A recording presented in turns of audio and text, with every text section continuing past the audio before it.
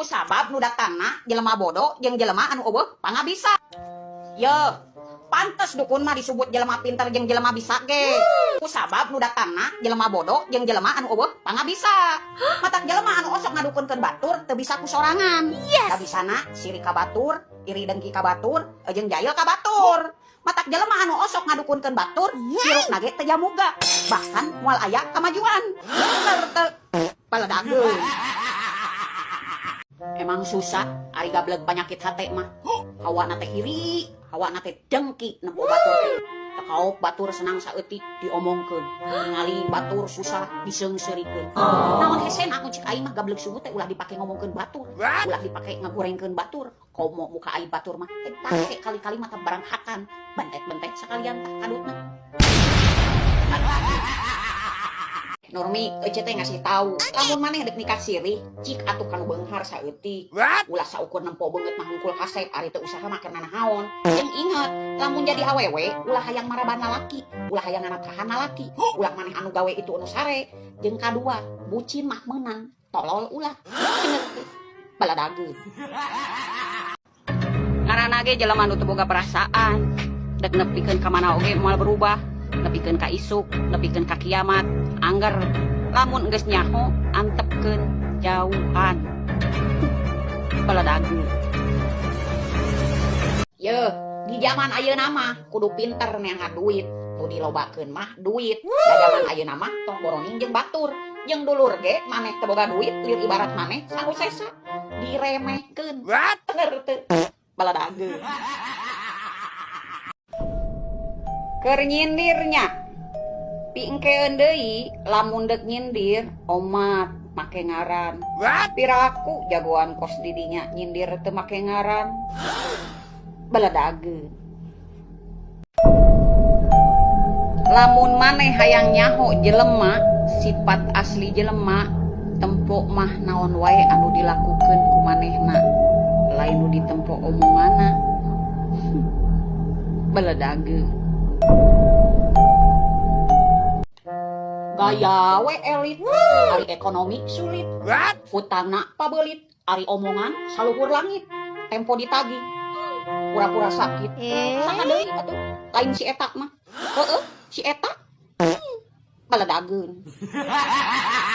Aya roda ditanjakan, katinggang ku bangbung jengkol. Aya randa gogoakan, katinggang ku hulu kokol. Dor.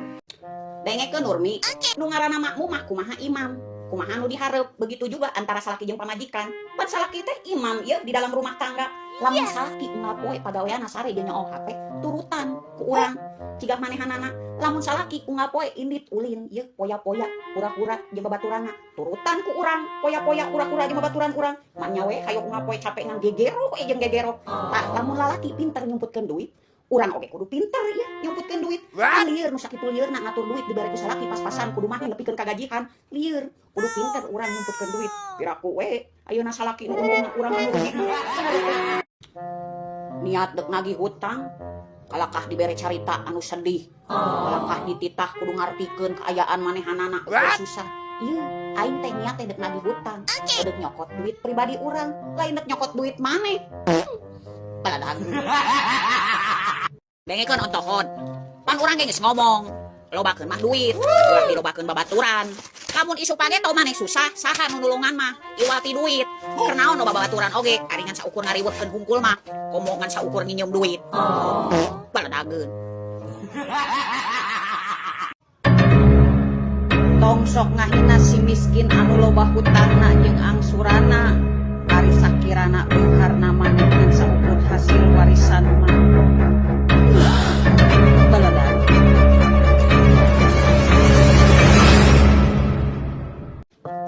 Ye, matak sing getol neangan duit teh. Ulah nyebutkeun capek. Capek keneh digawe, tibatan capek neangan gawe. Ayeuna geus boga gawe, ulah sok ngeluh. Kudu inget nu sakitu capekna neangan gawe. Bener teu? Paledageun.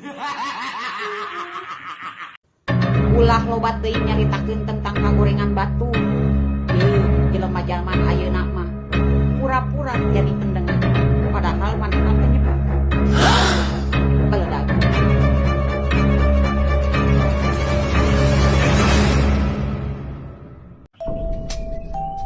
alur hirup di handap capek matakna lamun keur hirup di luhur ulah sangeunahna ka batur komo ka dulur karasanya ayeuna mah kusorangan hakan we tah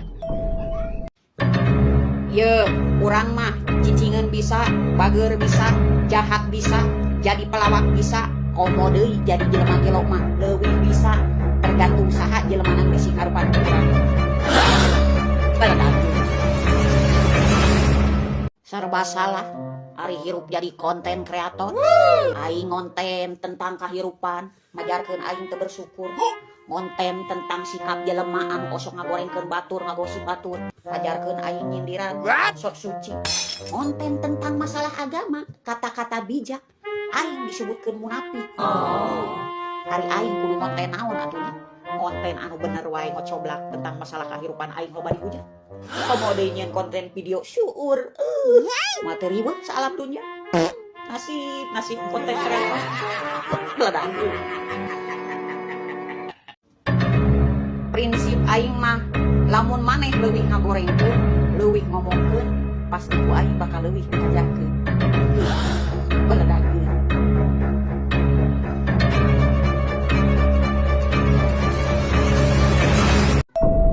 letikna kasalahan salaki moal jadi mata di mata keluarga pamajikan tapi letikna kasalahan pamajikan bakal jadi masalah di mata keluarga salaki baledageun yo sehat mah nomor hiji nomor 2 mah duit nomor 3 cantik ulang dikirana lalaki mah nomor terakhir lamun maneh hirup sehat maneh bisa ngalah duit cing loba lamun maneh geus loba duit maneh babari hayang cantik oge yang geus cantik mah lalaki mah kege datang sorangan bener baledageun bebeungetan kitu mah katempo jelemana jahat ye emang sumut aing ngomong masuk kasar beungeut aing judes omongan aing osok galak tapi kudunya aing boga sifat hate tetegaan jeung karunyaan saking ku tetega-tegana loba jelema anu ngadak-ngadak sedil ka urang tanpa sebab ngagorengkeun urang tanpa nyaho faktana anu bener urang mah teu tegaan ngomongkeun anak di tukang mah ye diantep moal dipercaya tapi lamun ngomong hareupeun cabok aing sumutna baledageun awewe zaman ayeuna lamun geus bisa ngarah duit sorangan sombongna kabina-bina dengekeun lamun awewe teu bisa ngarah duit teu boga harta jeung banda bakal dihina bakal disepelekeun ku lalaki anu hirupna ngarasa paling bener bener baledageun percaya aing mah kata tangga anu titabina sok buat baut teu pararuguh ieu samutut teu pararuguh pek deuketan ini asa seseredetan ieu dadah ieu ini asa deg-degan someah ngadak-ngadak ngajak ngobrol ari deuk indit ajarkeun teu hargaan ari teu indit aing teu ieu sok deg-degan kana hate teh da masalah tungtung nama antara manawi we jeung cik ari dibere injeum aing teh osok hoream tempo nagihna cigah anu aing mengemis-ngemis ari teu dibere injeum aing teh boga sifat tetegaan kitu ieu tatangga zaman ayeuna mah jeung aing butuh mah arareuweuh nu nulungan hiji-hiji acan baledageun